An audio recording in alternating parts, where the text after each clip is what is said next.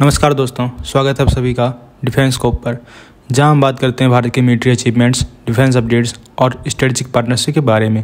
तो चलिए शुरू करते हैं बिना किसी देरी के। पहली खबर की बात करें तो वो F-35A की तरफ से निकलकर आ रही है। भले ही Indian air force chief AP Singh और DRDO सेक्रेटरी राजेश कुमार सिंह ने फिलहाल इंडिया को F-35A ऑफर मिलने की बात को रिजेक्ट कर दिया हो, लेकिन IDRW, जो कि एक बड़ा और ट्रस्टेड डिफेंस न्यूज पोर्टल है, उनको मिली जानकारी कुछ और ही बता रही है।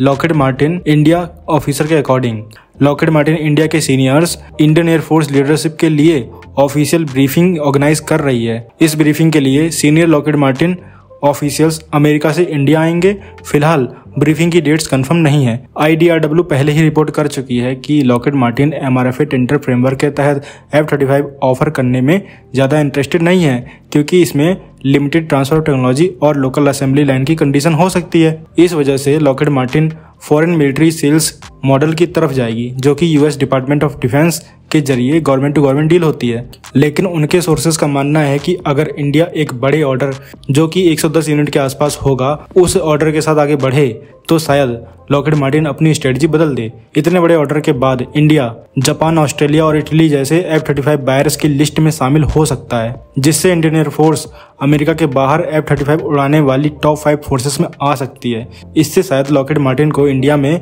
Final assembly and checkout facility खोलने के लिए इंस्पायर किया जा सकता है, जैसे जापान और इटली में है। जब इस डिफेंस पोर्टल ने लॉकहीड मार्टिन ऑफिशियल्स से 100 से ज़्यादा यूनिट्स वाले ऑर्डर पर लोकल प्रोडक्शन की पॉसिबिलिटीज पूछी, तो ऑफिशियल्स ने जवाब दिया, ये सब इस बात पर डिपेंड करेगा कि इंडिया कितने यूनिट्स लेने का प्लान करती है।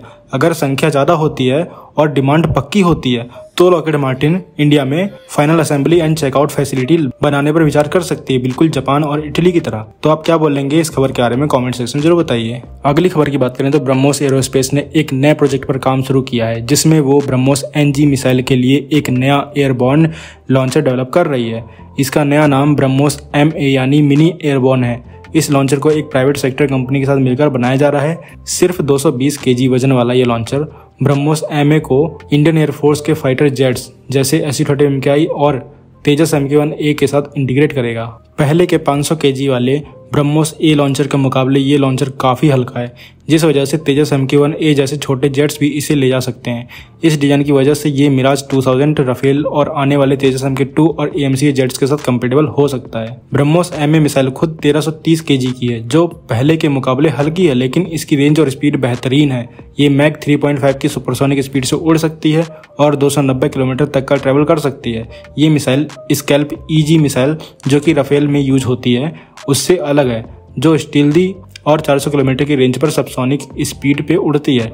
लेकिन ब्रह्मोस MA की स्पीड इसे ज़्यादा खतरनाक बनाती है। ब्रह्मोस मिनी एयरबॉर्न में रैमजेट प्रपल्जन सिस्टम है, जो इसे लंबे समय तक सुपरसोनिक स्पीड में उड़ाने में हेल्प करता है। मिसाइल का वॉरहेड 200 से 300 kg का हो सकता है, जो नेवल शिप्स, कमांड सेंटर और फोर्टिफाइड इंस्टॉलेशंस को डिस्ट्रॉय करने के लिए काफ़ी है। इसमें इनर्शियल नेविगेशन और सैटेलाइट बेस्ड सिस्टम का यूज़ होता है, जो मिसाइल को सिंगल डिजिट मीटर रेंज तक सही टारगेट पे मारने में कैपेबल बनाता है। Su-30 जेट्स पर इसका ट्विन मिसाइल कॉन्फ़िगरेशन टेस्ट होने वाला है, जिससे फायर पावर डबल हो जाएगी, बिना रेंज या मनोवरेबिलिटी पे असर डाले।